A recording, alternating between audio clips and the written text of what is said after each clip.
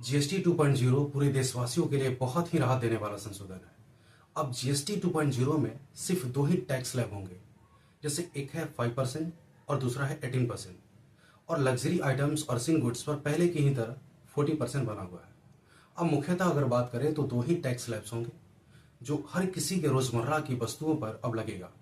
वही है जो 5% और 18%। आज की इस एडिटोरियल ब्रेकडाउन में हम समझने की कोशिश करेंगे कि वो कौन कौन सी चीजें हैं जो जीएसटी के प्रभाव से बाहर रखा गया है।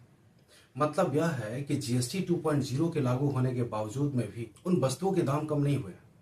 सबसे पहले और सबसे बड़ा सेक्टर है FMCG, fast moving consumer goods. मतलब कुछ वस्तुएं ऐसी होती है जो हर व्यक्ति हर घर को जरूरत होती है, जो रेगुलर यूज वाली होती है, जैसे साबुन, सर्फ, शैम्पू, नमक, मतलब किराने का सामान।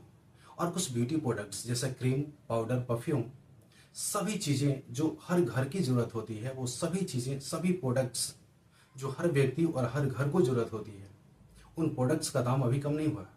इसका कारण है कि इन पर अभी भी अलग अलग टैक्स, पेट्रोल, डीजल की लागत का असर पड़ता है।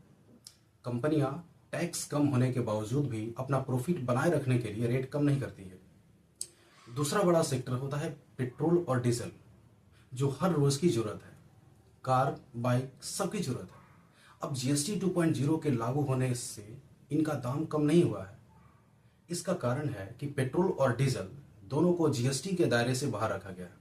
पेट्रोल और डीजल पर राज्य और केंद्र दोनों अपना एक्साइज ड्यूटी लगाते हैं। राज्यों का आय का सबसे बड़ा हिस्सा पेट्रोल डीजल टैक्स से आता है। अगर इसे जीएसटी में लाया गया तो राज्यों का भारी घाटा होगा। मतलब साफ है कि जीएसटी 2.0 लागू होने के बाद भी पेट्रोल और डीजल का दाम कम नहीं होगा। अगला सेक्टर है बिजली। इसे भी जीएसटी के प्रभाव से अलग रखा गया है, क्योंकि बिजली की उत्पादन लागत बहुत ही महंगे होते हैं।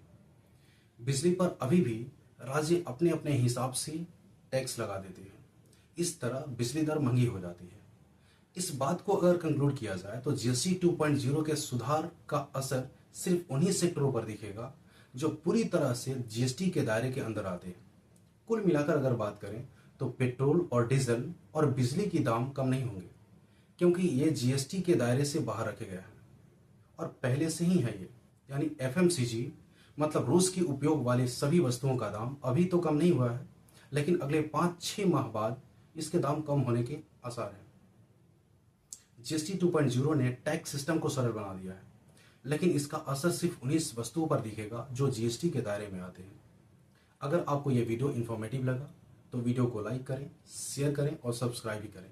मिलते हैं नेक्स्ट वीडियो में एक नए एडिटोरियल के साथ। धन्यवाद।